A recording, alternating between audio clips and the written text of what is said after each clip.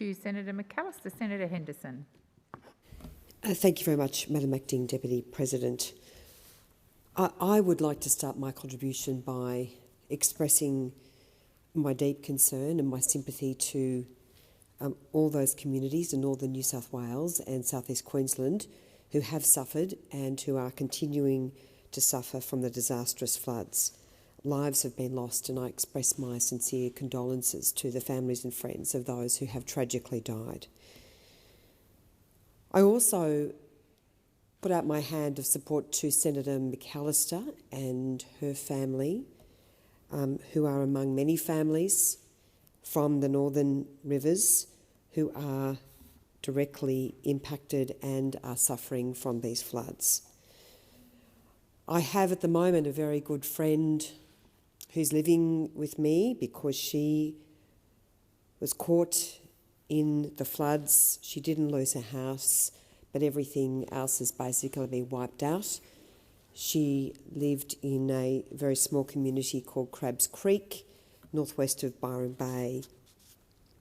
And when she sent me the video of the way that Crabs Creek had erupted into a horrendous flood, it was absolutely frightening. So while I am a senator for Victoria and I haven't yet been up to the Northern Rivers and southeast Queensland, I have seen and experienced firsthand the trauma that this has and is continuing to cause. I do want to reflect on Senator McAllister's words when she said some people will say it's not proper for us to make these political points in relation to flood disaster relief. And I will simply say, yes, Senator McAllister, it is not proper.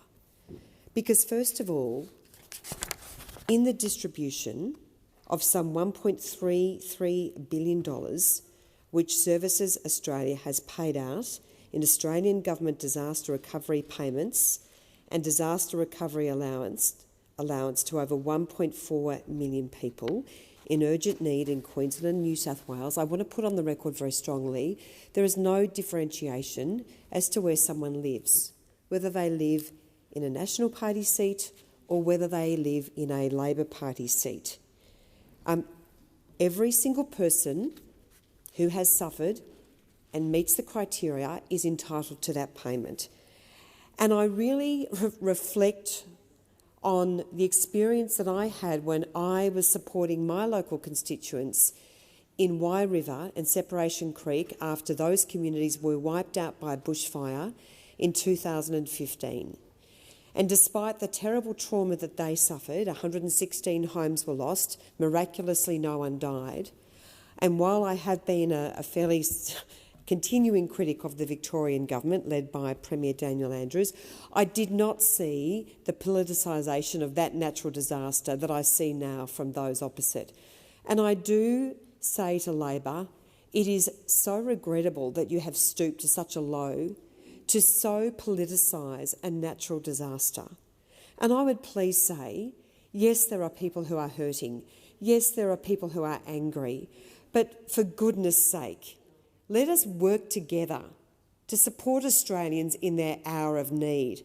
And for Senator McAllister to be quoting the Labor candidate, which is clearly all about politics, at a time when all of us need to be focused on those residents who are living in these areas, who are thinking, where am I going to live? How am I going to earn a living? Where is my next night's accommodation?